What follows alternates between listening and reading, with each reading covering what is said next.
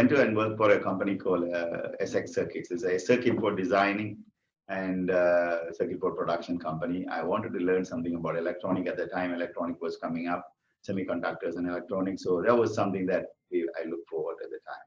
So I went to Singapore for 3 years, worked, studied, and came back to Sri Lanka. And we had a dream to build a house for us because the house we had was very small and we wanted to build. So I just talked to my parents and I said, we can build a house because I had some money. And then obviously we were youth and my brother were also working. So we thought we can build a house. So to build a house, we were bringing tree, like lumber, everything. We were cutting our own lumber pieces for the window frames and door frames and creating doors and everything. One day when we were doing this, we had hired people to do all these cutting and all those things in our yard. And when we were doing it, one carpenter came to me and said he wants a piece of wood to actually it's a door. We created a door already. He wants that piece of door to one of his client or one of his customer. Urgently, he wanted to fix that door because they are ready to open finish the house, and then they want to have the auspicious time to warm the milk. I said, no, this is for us. We are not making it for sale or we are not in business. We just want to make it for our house.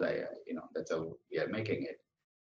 And then the carpenter went to my father and told him this, and you have long time to go. You just started building your house, but I need this door. If you can help me, please, that would be appreciable. So my father came to me and said, okay, why don't you sell this and we can make it again because the guy is in very, very urgent need. So I couldn't say no to my father, but then I asked him, how much can you pay for it? The amount of money, I'm not remembering now, but amount of money he paid it's actually more than that I paid for the tree and then the entire production of that wood, much more than that, 4 or 5 times. That came to my mind. Wow, this is something different. This is something that what's called business, basically. So this is that day I decided, okay, even then we will make it and sell it while we are making it for ourselves. So we started selling. I bought my first bicycle from that, and then obviously was helping us building that house. This is the time we were learning all these things. So the honesty was given to me. So that a lesson I carry still today. Until now, I carry this. If I'm honest to other people, if I am giving the honest or integral to other people, obviously I'll be respected as that way. And then that's life. So just first lesson I want to share with you that being honest is very important in life. No matter where you are, no matter what you do, just be honest to yourself and honest to others. That will take you another lesson. My brother was working in Singapore again. So I went back to Singapore. From Singapore, I came to Canada. So when I came to Canada, it's a country that unknown culture, unfamiliar weather, and I didn't understand their language when the accent they were speaking was tough. I cried many nights and I regretted that I came to Canada at the beginning. But slowly I was able to go into my normal life. I find 1 or 2 friends here. I was able to get grasp of the Canadian food, Canadian culture. Slowly I was integrating into the mosaic. Then I got a job, slowly, start earning money, sending home money. So that became my day-to-day life. But that wasn't satisfied to me because I had the taste of business when I was young back home. So I started a first company called a car wash company. It's called VMAX. Hand car wash company. I was washing cars for people's car. And one day I brought a car from a customer and I turned the engine off. I washed the engine, I shampooed the engine, but once I finished it, the engine did not start. I was shocked. I was new to the country and I didn't know what I'm going to do. But then I later learned that I had to let the engine run while I'm washing because if the water goes into the head, it won't start until it's dry again. So some of the vehicle started after some time. I delivered the vehicle. But again, I learned a lesson from some other people that I need to let the engine run when I'm washing the engines. But that business didn't go well. So for that reason, I had to give up. Then I got into a job. I got into an insurance company, good paying jobs, but wasn't satisfied. So while I was working, one day a person approached me. Actually, I was at a restaurant having a drink. And one person had approached me and I said, what are you doing? I said, I'm working for an insurance company. He said, I'm looking for somebody who can work with me and I need some delivery jobs done to me if you are able to help. So I said, no, I'm working for this company, but I know somebody who can do it, but he doesn't have a car, but I have a car. I can ask him to drive my car. I had a SUV at the time, and he will be able to help you with that. He said, okay, that's fine. So I hired this friend of mine actually at the time. I asked him to do these deliveries for this accounting firm, carry these tax documents to the customers and tax return documents and all those things. So that business was on my side. We were delivering envelopes. We were delivering their packages to the customers around the city. And after about 1, 2, 3, 4 months, I noticed all the billing. Even that guy showed me how to do invoicing, how to do billing, how to do a incorporation. Everything learned from that mentor at the beginning. So he was my mentor basically, even though he gave me the business. So he taught me everything about business. And then I realized this business is making money more than what I was making at the insurance company. So I decided I asked him if I can come with another vehicle, buy another vehicle. Will you be able to give me a job or the business, increase the business? He said, yes, sure. I'm looking for more people. So I quit my job. I went as a driver to that company, my company. After some time, we were delivering, actually, personally, I was delivering my documents to one company, one IT company, computer distribution, parts distribution company. And that company owner came to me and asked me, hey, you have more drivers. We need to deliver computers for banks and insurance companies. I didn't think second word. I said, yes, we have drivers, we can do delivery. He said, can you start next week? I said, yes. So now I went and bought another old van, very old van. And I started to deliver those computers while the other guy delivering still those envelopes. That company grown up to today closer to $7, $8 million value. I'm still having the same clients, same banks, same insurance company, because I kept my word with them. I kept my honesty, integrity, everything with them until now. I can just call the CEOs over the phone and say, hey, listen, I want this, or they can call me and say they want this. This is how we have a relationship grow. So the long story short, was focusing on my business. I was making decision myself to 100% take responsibility for my growth. I had friends, they said, no, don't go into this business. You losing a big job. A lot of people, a lot of my close friends were telling me that this business is sometimes always fails or you are not going to make it. But I was not happy with my job, but I was very happy with what I was doing. What I'm saying these stories is to make you understand that whatever you feel in your heart, I know you are inventor, so we'll go to that part a little later, but in life, if you feel something that is right for you and you are not hurting another person, take responsibility and do that job. I know your parents may not, because it's in their view, it may not be the right view as you view in that. Or your friends, your brothers, your sisters, your uncles. Everybody have their own view about what you are going to do, but you know why you are doing, because you have a purpose. You have to create a purpose for yourself. The purpose is very important. At that time, my purpose was, my father actually, after I came back to Canada, he passed away. He had cancer and he passed away. So I had a purpose of helping my family. I wanted to make money. I wanted to send money back home to my mother and my brothers and sisters and getting them married. And all those things, responsibility came to me. That was at that time, that was my purpose. So I said, I will do my business. I will work very hard. I worked 2, 3 jobs sometime at the time, but my purpose was helping my family. So nothing should stop me at that time. So now my purpose is different, but every time our purpose changes, still we stay focused on that purpose, and that's what makes us enjoy.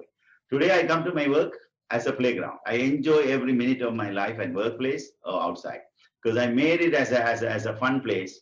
My employees, my team, everybody are very happy here because we make it as a fun place. So then we don't regret to wake up in the morning and say, oh, I got to go to work today. I don't like this.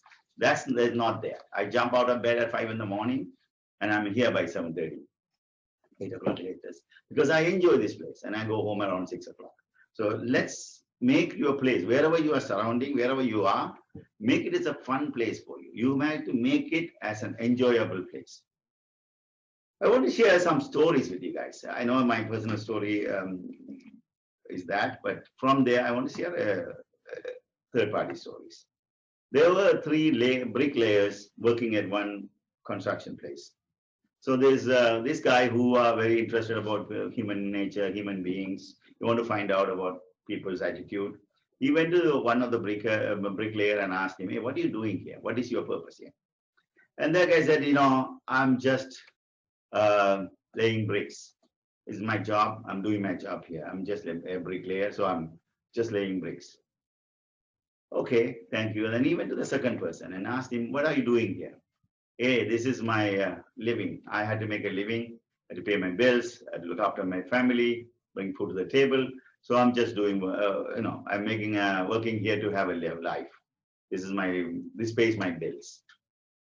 Good, thank you. Then he went to the third person. He asked him, "Hey, what are you doing here? What is your job?" And that man said, "I'm building a monument, a library. This library is going to create many leaders in our country. This library is going to create a lot of, educated intellectuals out of this library. It may be a library for my children as well. They can study here one day and become leaders too. So I'm very happy to build this monument for my future generation." So if you look at this story, all three of them are doing the same job. This job category is same. Everybody doing the same thing, laying bricks, putting the bricks on the wall, creating the building. But the mindset is different. The thoughtness is different. One guy says, "Oh, it's my job. I just come here, do my job and go." He can't go far away. He will be doing the same job forever until he quit the job and find another job. The other one is he's going to just bring the food to the table. So he's going to stay there and bring the food to the table, and he's not going to be that happy as well. But the other guy who enjoys this job, who creates a job for others, the purpose is different.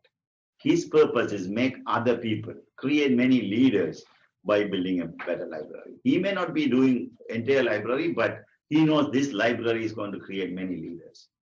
His life will be certainly happier, and he will achieve his goals wherever he wants to be, because his purpose is about other people.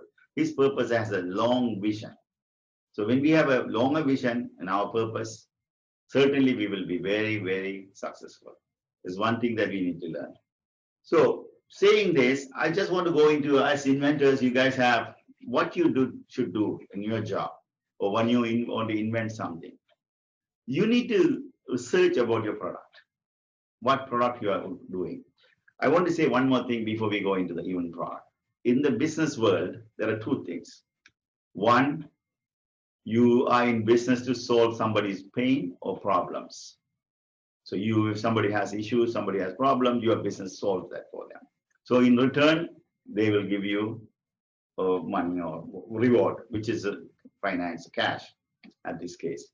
So if you are inventing something that makes people transportation easy, so your job is to create that invention, that product for people to solve their problem or solution.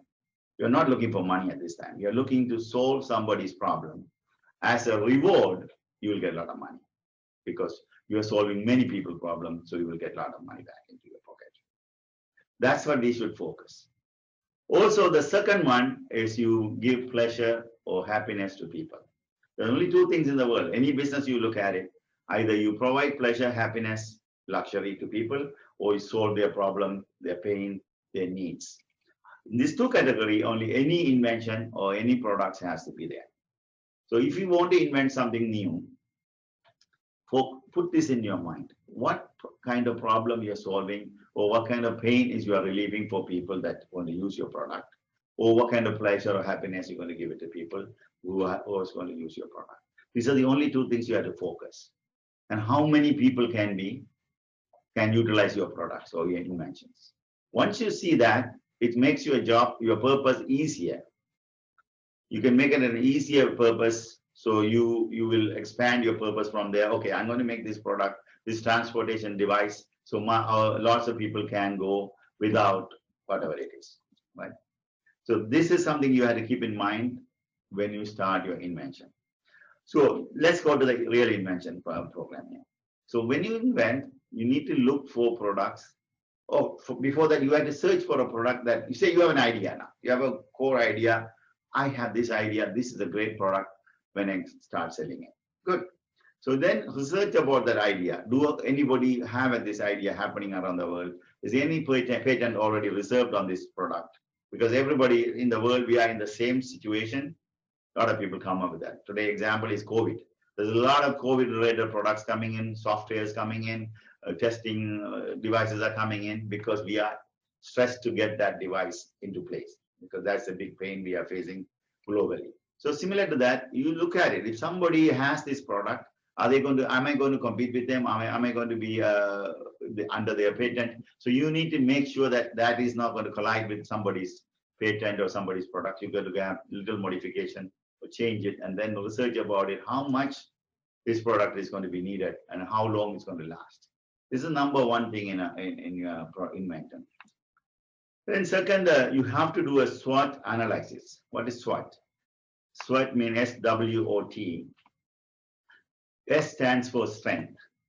Your strength, your product strength, your customer strength. These things you have to look at it. If I create this product, if I bring this product to market, what is the strength this product has? How many people need it tomorrow? How much ability I have to bring this product to the demand, the supply and demand. So how I am going to do this? How do I bring this to market, or how I am going to market this? Because your products, you know very well about it, but you don't know. I mean, other people don't know about it because they have no idea. This is a great new idea you have. Sometimes these ideas comes in like too early. That may not be needed by people until a certain time later because it's ideas or something like that. An example on that, Tesla was invented in July 1st, 2003. But in the meantime, same inventor created SpaceX May 6, 2002. So SpaceX was created by Elon Musk, the Tesla CEO, before Tesla was invented. The reason he liked it, he invented it, but he saw that there was no demand for SpaceX at the time. So he thought, okay, there is another demand is there for electric cars, because there were no electric cars at the time, and fuel was increasing pricing. So he said, okay, let me go use a similar technology or whatever it is. He invented 1 year later the Tesla, and Tesla became very successful, which gave him financial support and everything to create SpaceX. SpaceX still in the infantry stage, is not taken off that fast. But it was too early for him to have the SpaceX, and then he diverted himself into another product. So sometimes you may have to also think how fast this product can go into market. If not, you may have to come up with another market or another idea which can suit today's market, unless you have a lot of money and a lot of investors in your side that you can wait for next 5 years or 10 years to bring that into the market. So this is the area you have to focus. The other one is weakness. Weakness is the second word, SWOT, weakness, W. The weakness means your weakness, mean financial, your support, who you can contact, where do you market this product, who is your customers. Also, there are a lot of competitions. These are the weakness you have to look at. Is it the only sector of people need this product, or the vast majority of the people need? How much can we sell this product for, $1 or $100? So it's all matters in that weakness. So you have to look at that weakness on your product. It's in you. You have to do this because nobody's going to help you unless you know about your product. You have an idea. You want to create this product. You want to invent this product, but you don't want that to sit on a shelf collecting dust. 90% of the time, dust, because people create their ideas, but they don't know how to market it. They don't know about this analysis. They don't check about the product. They don't know how much demand there. Is that solving somebody's pain? Is that giving somebody pleasure? If you don't check these things, your product is invented already, but there is no demand for it. So make sure what are the weaknesses from your side, your product, your consumers, your customers, your production, everything. You got to look at it. Your marketing, the weaknesses has to be checked. And the third is opportunities. What kind of opportunity you can create through invention? This invention. It's going to be a lot of opportunities. Like Tesla was created. Now Tesla is making a lot of parts for other companies, like Mercedes-Benz is buying from Tesla. The batteries, the parts, everything. So opportunities not only what your invention is, you can give it, the other companies or other part of the world, they can utilize your product.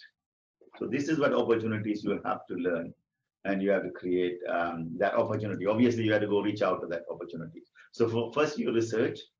Once you find the opportunities, then reach out to them. And the final word is threats. Threats are very important. Because threats can come in many ways. There are large corporations can squeeze you. There are threats from suing, from somebody say, "Oh, it is my product, you are copying me." There are a lot of things can come. So you need to analyze what threats or market threats, financial threats, political threats, currency threats. There's a lot of threats coming. Okay, exchange rates and all those things. So you need to pay attention to those things. You may have to have a good accountant to work with you on a business plan, but these analysis, you have to do it yourself and with somebody who can help you if you have somebody there. So this is very important. Please take notes. SWOT, SWOT, strength, weakness, opportunities, and threats. This analysis has to be done for a new product coming into market. I suggest you take notes so you can go back and compare yourself with what you are doing today, or where you can divert or change your directions in to make sure your products is needed in the world. And be positive. Obviously, once you come with an idea, you have to be positive with that idea. A lot of people give up too fast. I want to tell you another story.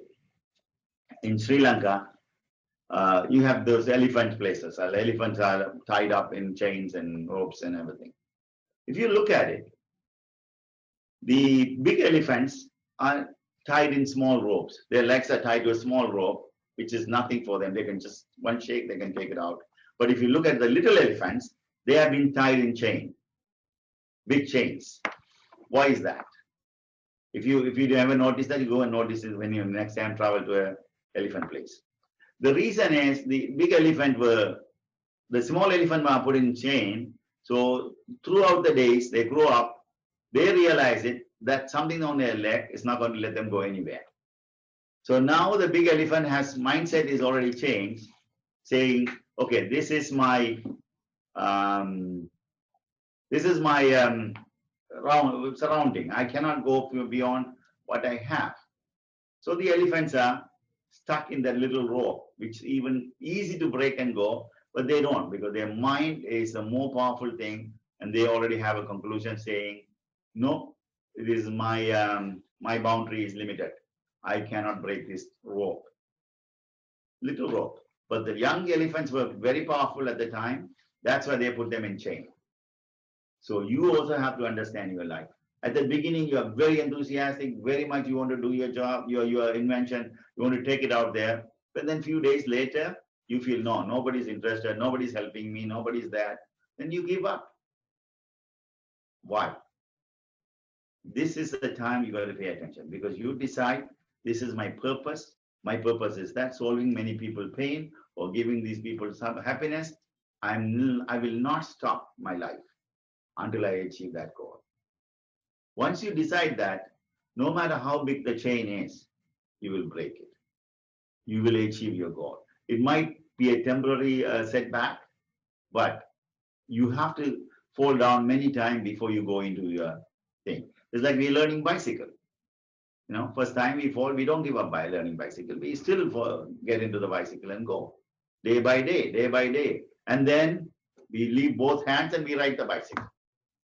That's how it happens. So this is important that as an inventor, as a leader, as a business person, as an upcoming star in your field, whatever field you are in, you never ever give up. No matter who is telling you it's not working. It might take 5 years, it might take 2 years, it might take 1 year, doesn't matter. But you are on your path. When you paving a new path, will be difficult. You are not following somebody's path because you are an inventor. You are creating unique idea into unique product. So you're creating your own path. This is like you going into a young jungle that nobody ever been. And obviously you're going to go through a lot of hurdles, a lot of diversions, a lot of other issues. You're going to face it because you don't know what is ahead of you. But you already decided to reach the other side of the jungle. You have to go through that. That's some mindset you have to create before you waste your time, before you waste your money, waste other people's time and money. It is important that you write it down on a paper, or I would suggest write it down for 21 days continuously until it gets into your head. I want to do this in this day, this time. I'll be inventing this product and I'll be marketing it to people. That has to be written down on a clear paper every day for 21 days. You see the difference. It's in my personal experience, I'm telling you. I write down anything, I always achieve. And I write it down for 21 days. It's something called law of attraction. It happens. Okay, once you find your inventions, now you need to have this product to be known in the market. So you need to bring this product to people, and then they need to buy this, or they wanted this product as a solution for whatever it is. You may be a great inventor, but you may not be a good marketer. Unless you're a good marketer, obviously you can do it. But most of the people who are inventing, they focus on their invention and they close their minds on the other side of the world. So you need to have a partner, you need to find some mentor, you need to find somebody who can help you bring this product into market. So a lot of people invent the product, they made an exhibition, they made it at the show, and nobody come to them, they just leave it as it is and they quit that. And they go back to normal life. But you spend a lot of your time, you believed in that product, why should you give up? So while you are doing this, I will always suggest, look for a mentor. Like I had a mentor at the beginning. Even now I have a mentor every day. I have a mentor permanently. I have him. I see him 1 or 2 times a year. But that mentor is keeping me going. He's there. It's like a spare time. Whenever I need something, my mentor is there to help me. So everybody who wants to become successful must have a mentor. Always keep them on your side. It can be a business person. It can be a community leader. It can be a church leader. Doesn't matter. They must be your mentor. So just have to connect with your purpose, your ideas, and their mentorship. Don't just go and find somebody else older than you that thinking that they are going to be your mentors. Find somebody who understands your purpose. Find somebody who can guide you to reach that destination. This is very important. The guidance is so important to keep you going. That's called accountability partner, and also mentor understand. And if you can find a partner who can mentor, who are financially well, or who are an entrepreneur, who are a businessman, believe in future businesses, this is even a better thing. So they cannot look for somebody. Don't look for immediately and say, it might come. If you really look for it, you will get them and get the right person. And then they will motivate you. They will keep you going to achieve that part of your goal, your success. I want to tell you some, it's not a story, it's happened. Edward C. Barnes took a freight train. He didn't have money for a train. Went to the world's greatest inventor, Thomas Edison, who invented electricity. So he went to Thomas Edison and he said, I'm here to be partner with you. I'm here to work in partnership. And Thomas Edison said, what do you know? He said, I have nothing, but I know I can do business with you. So he gave him a job as sweeper in his laboratory. He was sweeping his laboratory and learning behind the scene what Thomas is doing. So Thomas Edison was, first he invented called Eddy Dictator, like a dictator machine that you can listen to the meetings and everything and then type or record, whatever. I'm not sure what it is. But it's a dictator machine. So the sales team came into the meeting one day and they said, no, we can't sell this because there's no market for it. But Edwin Barnes told him, listen, I have a business plan for it. He showed him the plan. While he was sweeping, he was creating his own business plan for this product. And he gave it to him that day and said, I can market it across the country. So actually, Thomas Edison was looking at marketing in New York City alone.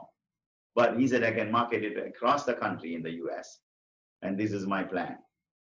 So that partnership created that day. And because of Edwin C. Barnes, Thomas Edison's inventions were globalized.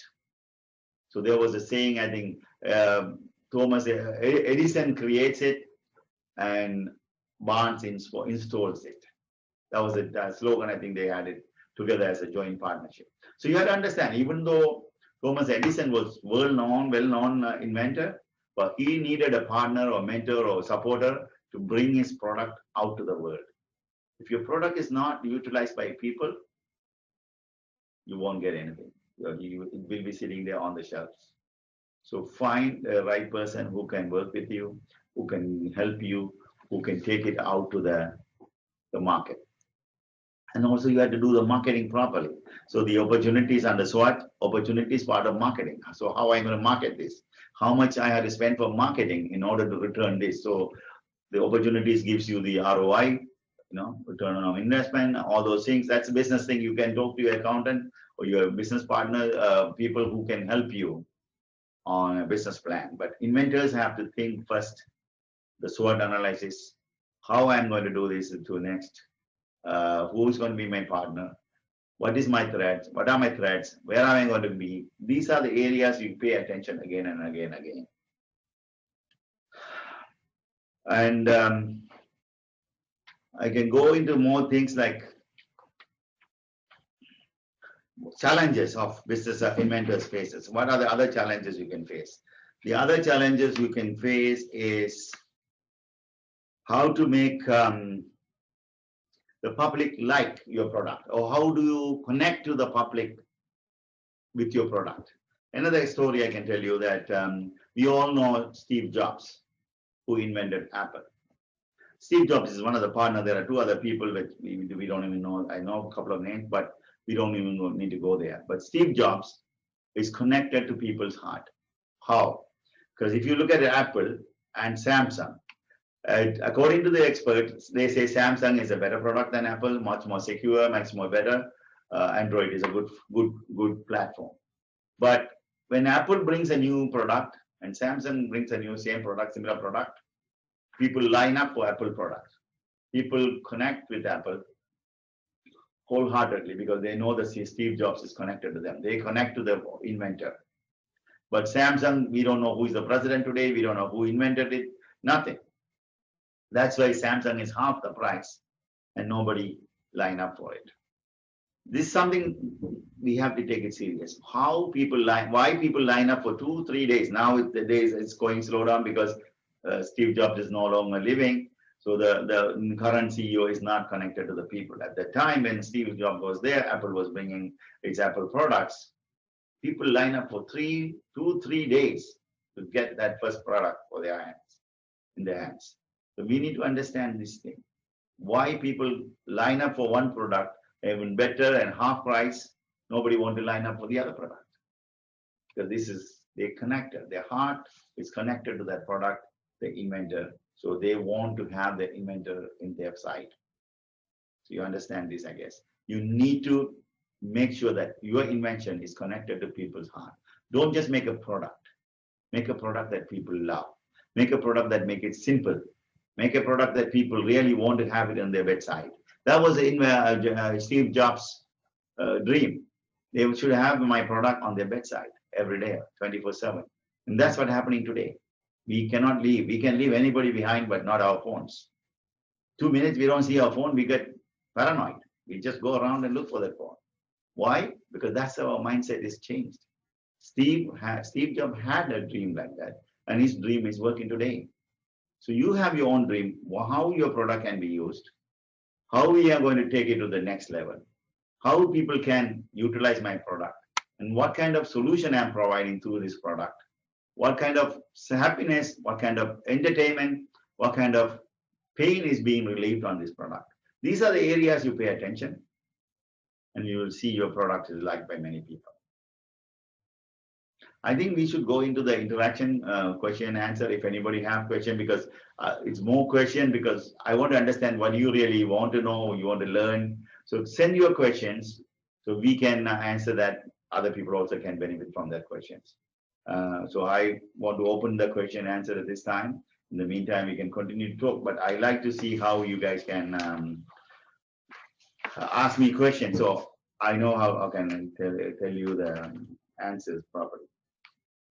So now that you are an inventor, develop a prototype and then look for a license on those things, everything. So through the prototype, you can create licensing, you can create everything, you can create patentship. But again, find a partner who can create a partnership with you. I want to tell you about this partnership story.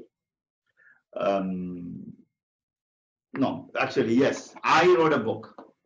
I wrote a book called Accidentally to Success. I published this book. Before I published, this is my life story. I published it.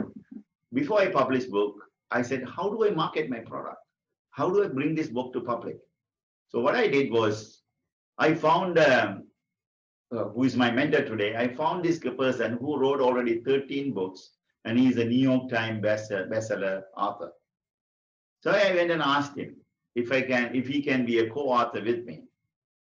And he asked me why. And I told him exact reason. I want to co-produce my book with you. So my book has a market. My books will come to known because you are already known in the North American world. He's known very well. He speaks in places that he charges closer to $500,000 to $1 million at a speaking gig. So this man, I said, I like to see you part of me. So it is called up-branding myself. So I am a brand. So I want to up-brand it to other people so they can see me beside that person who is so already well known. So that's something you have to look at it too. Up-branding yourself. Find another inventor, find a corporation who can endorse you. Find a place that the person that already known around the world who can endorse your product. This endorsement is up-branding. So you are a brand, your product is a brand. But how to up-brand? Up-brand is another way of bringing your product up to the market in a faster way and a better way. So up-branding is number one thing. A story I can tell you that I think about 3 years or 4 years ago it happened. Starbucks, a well-known brand, coffee shop. They went to Oprah Winfrey. Oprah Winfrey is another brand.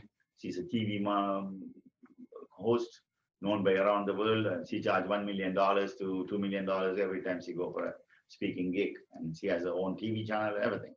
So what they did, they went to Oprah. Starbucks went to Oprah and said, "Listen, we're going to bring a Oprah Winfrey chai, a tea, but it's under Starbucks brand, Oprah Winfrey chai. But we'll give you $1 or $2, I think, I'm not sure, to your charity, but using your name." And she liked it because it's a branding herself with the Starbucks, and Starbucks is branding them with Oprah Winfrey. So Oprah Winfrey, the regular chai was $4, Oprah Winfrey chai was $6. That $2 they put extra, but they sold a lot of chai by associating with Oprah Winfrey name. That is a business market. That's a marketing, that's the branding. That's how we do business. Sometimes we want to bring it up faster, find the right marketing person, the endorsing person, right person who can endorse with you or who can go right along with you. This is little things, but it makes a difference in a big way. You can go to global. If you have a global company, for example, Coca-Cola if you have a product, then Coca-Cola can endorse your product or utilize your product or use as their co-product. That's global market immediately for you. So this is something that you had to pay attention to as an inventor. Any questions coming in? Yeah. Yeah, so they would like to get the video throughout after the session. Okay. Yeah. So this is something that we need to understand. How do we up-brand ourselves? Up-branding is an important thing. So now my book is known because everybody search for his name. I'm already popping up with him. So Raymond Aaron is a guy who I branded with him. He's a very elderly person, New York Times best-selling author. He wrote over 13 books. So now, wherever people type his name, my name also comes up with it because I'm associating with him already. Co-authors.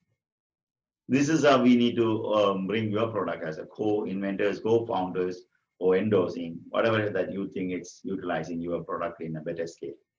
Because your purpose is bringing the product to people to solve their needs. So it's not just your name alone have to be tied up. You can bring another person to the product too. They may not be invented it, but they can be co-founders or co-producers or co-marketing company. Doesn't matter. Whatever you think is better for you, you decide. And end of the day, again, I'm telling you, you have to decide your life. How are you going to run your life? How are you going to run your product? How is this product is going to help you? It's your choice. Nobody else. You can ask advice from everybody, including your professors, your teachers, your family, your friends, your parents. But end of the day, you take responsible for your growth. It's happening. I want to give you a practical example here, right here. One of my friend who is very successful in insurance business, who is my insurance agent, my company insurance agent, everything. Because of COVID, the insurance companies are not allowed to go to people, sell insurance, nothing. So what did he do? He immediately imported these masks, sanitizing products, everything from other countries. And now he's in a big scale. He's selling PPE, personal protective equipment, they call it, sanitizers, masks, what are the other stuff? Whatever it is that needed for COVID prevention. This guy has become a best salesman now, selling COVID product instead of life insurance product. So you can see a person have no relation to business, no relation. He was a corporate guy with the insurance company. And all of a sudden he's a businessman because he was able to divert his focus into a different product or different current needed area.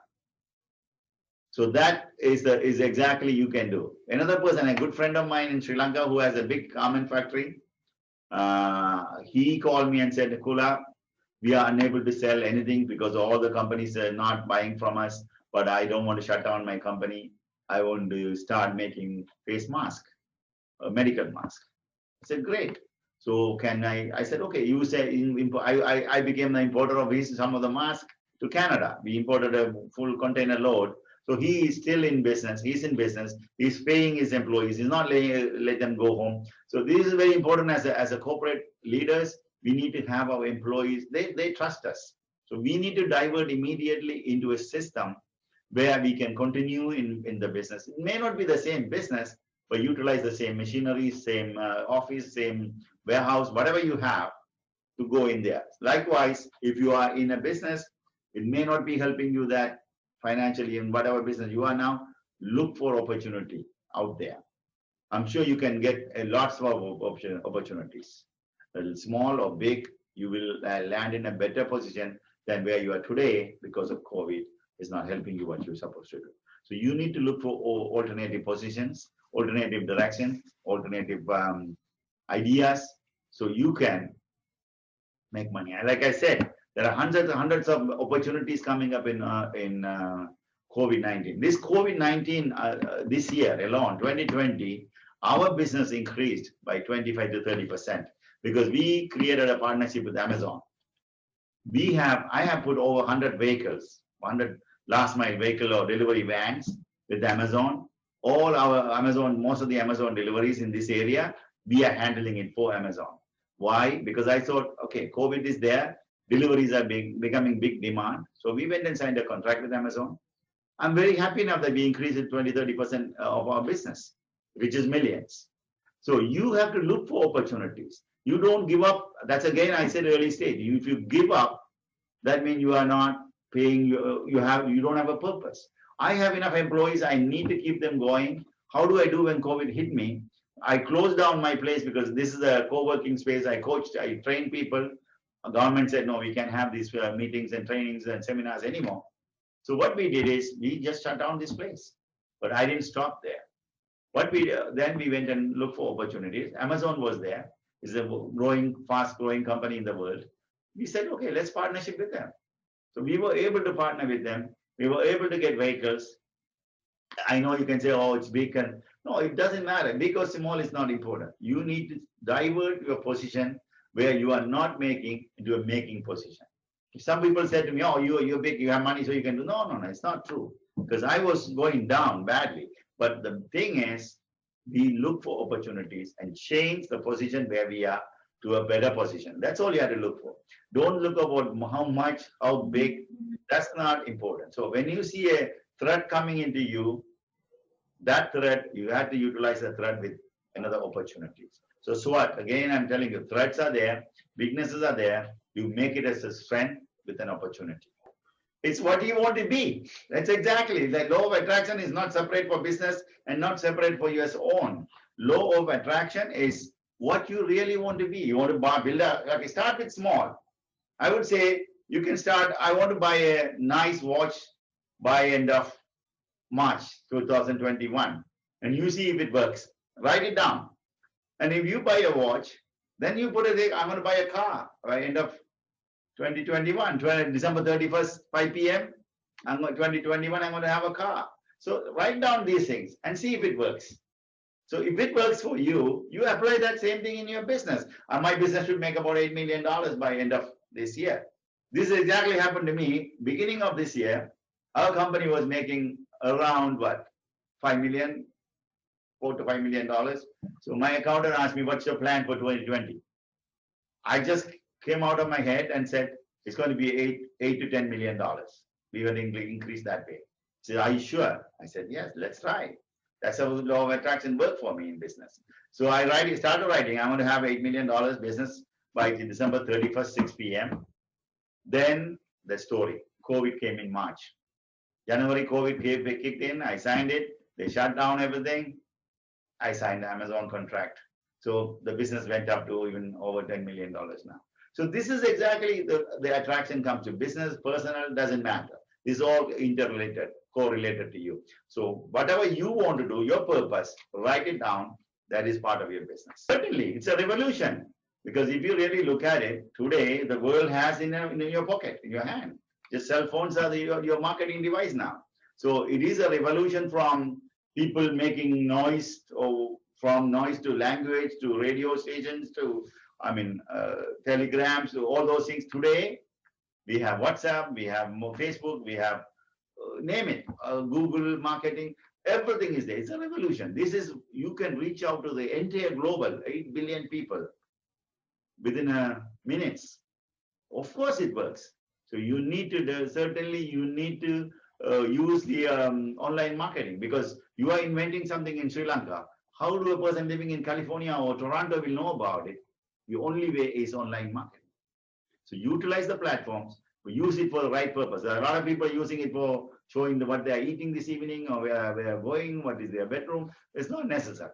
That's not our business either. That's their business. But focus on how do you bring these products, utilizing these online marketing. And this, I have Shalika here. I have two people helping me here, Shalika and Yoga. Shalika recently joined me as an intern. Now he became a permanent employee. He is a marketing expert. So what happened? We bring in a mask from my friend from Sri Lanka. So Shalika put it on Google platform, not Google, Amazon platform. Now he's selling every day. So if I don't use online marketing, how do I sell that mask? So we need to use online marketing. Online is a gift for us. It is, imagine you putting on a newspaper in Phenomena or Daily News in Sri Lanka, or putting on a Facebook platform where the global can see it. Your cost is much less than a quarter, or to put it on online marketing than a newspaper there. So this is something that you should utilize it. This is something gift for us. Online marketing is online platforms are a revolution for business. I 100% utilize it, and I think we should utilize continuously to go to the next level and next level. Now, if you can see how the growth is. Zoom, the platform we are using today, nobody heard about it long ago. But COVID made us, Zoom company go, it's about 600% higher than their stock price. So that's the marketing. Zoom is an online platform. So utilize this, please. It is important that you connect with people. Whatever opportunity you have, use them as your strength. Anybody, especially students, should become an entrepreneur. And there's no age limit to become an entrepreneur. Okay, like I said, when I was young, I started my thing for a different purpose. Then I became a business person. Entrepreneurship is Any age you can start. There are young entrepreneurs who have a lot of ideas, a lot of things, but the encouragement is not there for them. If you can find a good mentor, you can even start at age 6, age 7, age 10, doesn't matter. And the KFC, the Kentucky Fried Chicken inventor, he invented Kentucky Fried Chicken after he retired from military service. I think he's in his 60s. He invented, nobody wanted this product. He walked house to house to sell it. He was on welfare, government financial support, but then one day it's clicked, somebody bought it. So it doesn't matter what age you are in, just focus on your purpose, focus on your product, where you can help other people. That will come. In entrepreneurship is, there's no age limit, there's no limitation to become a successful person. Well, the products they demand in Canada, it's coming from Sri Lanka, I can say, coconut powder. Coconut powder is a big demand.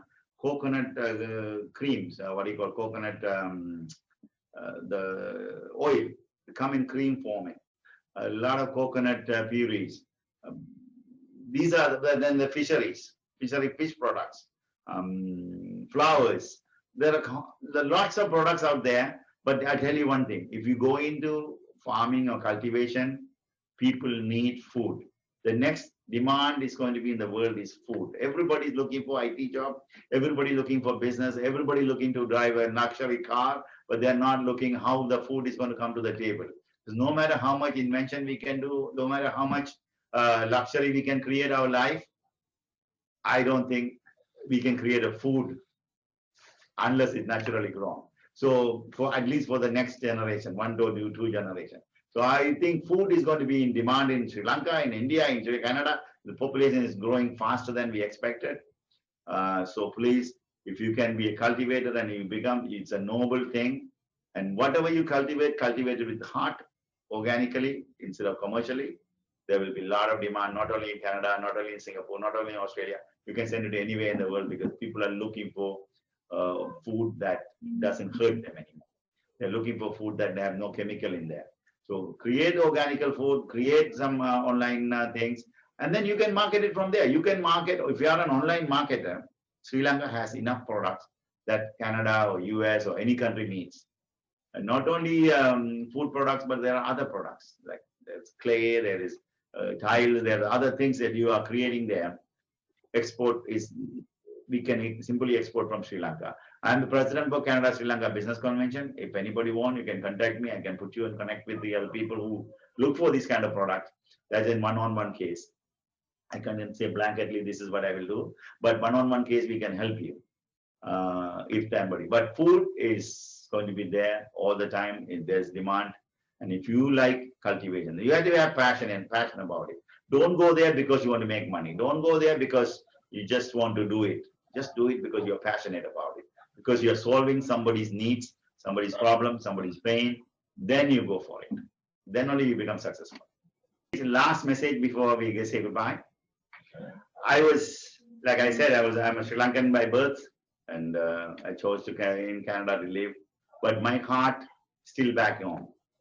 My wife, we plan to go to Sri Lanka or whatever trip we are planning. My wife don't sleep for 2-3 days. We pack things for everybody and all those things. So no matter how rich we are, no matter how luxury we live in, how beautiful our houses are, how expensive our cars are, our heart, one piece of heart is always back home. Because we don't get that breath of air here. We don't get that culture here. We don't get that fresh food here. We don't get that integration with people here. This is a beautiful country. I want to come back there and I want to coach our people, teach give back to my generations who are going to come better. And thank you for this opportunity and wish you all a better luck or good luck. Thank you.